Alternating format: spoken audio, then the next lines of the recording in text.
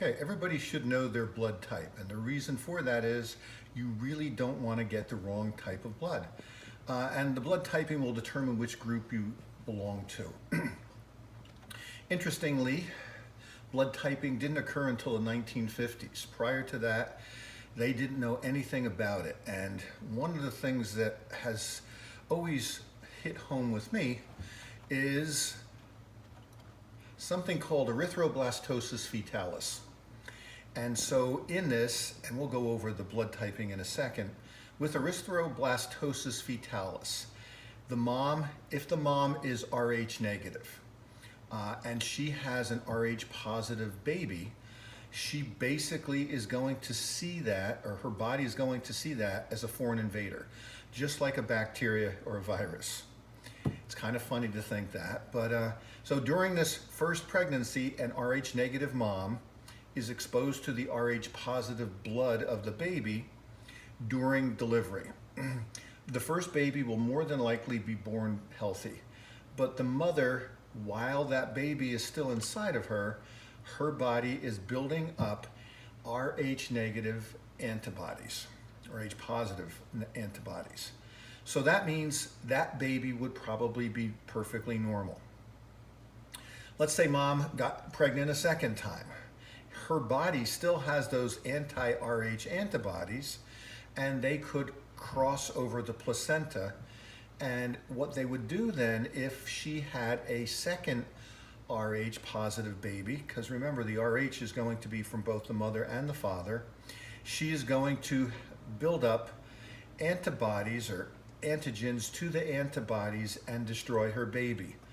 I often thought about the fact, if you go in a cemetery and you look at a lot of the headstones, a lot of kids died in the early 1900s and 1800s into the 1900s just because they didn't know anything about blood typing.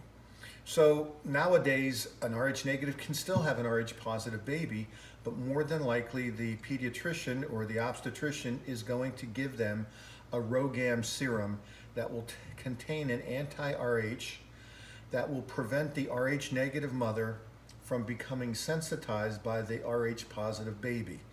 So even in third world countries, they still have the ability to have RhoGAM so that they don't kill their own infant. But they didn't really know about blood typing until the 1950s, which is kind of interesting. So now going back to the blood typing. If on the red blood cell you have, I'll just go here, a purple spiky thing in this example here on the surface of the red blood cell, you have type A blood. If you have a green round thing on the surface of your red blood cell, you are going to have type B blood. If you have both purple spiky things and green round things on the surface, you have type AB blood. If you don't have either of them on the surface, your blood would be referred to as type O. And type O is the universal donor.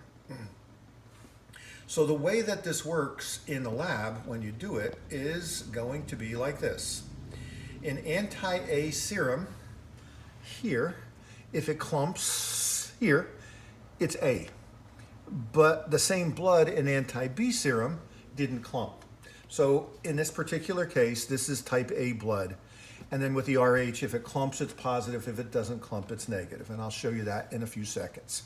So type B blood did not clump in anti-A serum, but it did clump in anti-B serum. So that's B blood.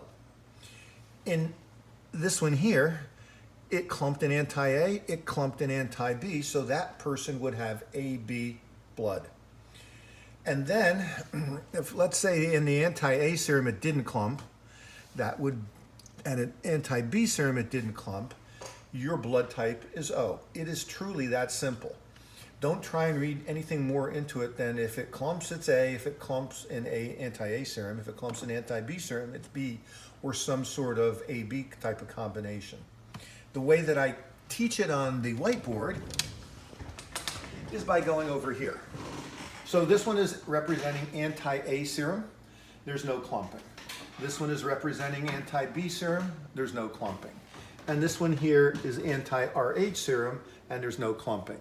This particular blood type is called O negative. It's O because it didn't clump in A, it didn't clump in B, and it didn't clump in RH.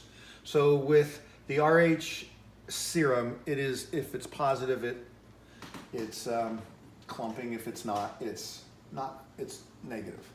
So it didn't clump in anti-A serum, didn't clump in anti-B serum, but this one here now is starting to clump. And so this particular blood type is O positive. That's how simple it is, okay? So you can do any variations of that. I'm gonna give you the other extreme. So we already know it clumped in anti-RH, so it's gonna be positive something. It's going to clump here in anti-B serum, and it's going to clump here in anti-A serum. So this blood type here, clumped in anti-A serum, clumped in anti-B serum, clumped in anti-RH serum, this particular person has AB positive. AB positive is the universal recipient. I like to think of them as a vampire because they can receive any type of blood at all. Whereas O negative is the universal donor, or Mother Teresa, if you want to go that route. She is, or you are, anybody can have your blood because you got O negative. If you get the wrong type of blood, certain things can happen. It's called a transfusion reaction. That's why if you've ever donated blood, there is barcodes on everything.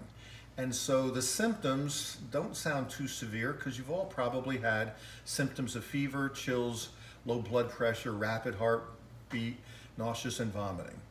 You can have the flu or, God forbid, coronavirus, and you got those symptoms. But it could also be a transfusion reaction. The worst thing about a transfusion reaction is the first organ that's going to be destroyed is going to be your kidney. It just can't flush it out, and you're going to end up having to go on diuretics. So a lot of times if you need to have an operation and you need extra blood, you more than likely would donate your blood to yourself and then store it until it's time for you to have the surgery. And so that's basically the blood typing. If it clumps here, like it did in anti-A serum, and it clumped here in anti-B serum, it's AB blood. And then obviously with the anti-RH serum, it either clumps and that's positive, or it doesn't clump and that would be negative. And that's basically all that we have in the lab about what you would have to know in the lab. There is a lot more to know in the lecture portion, like blood clotting and stuff, but for the lab portion, that's it.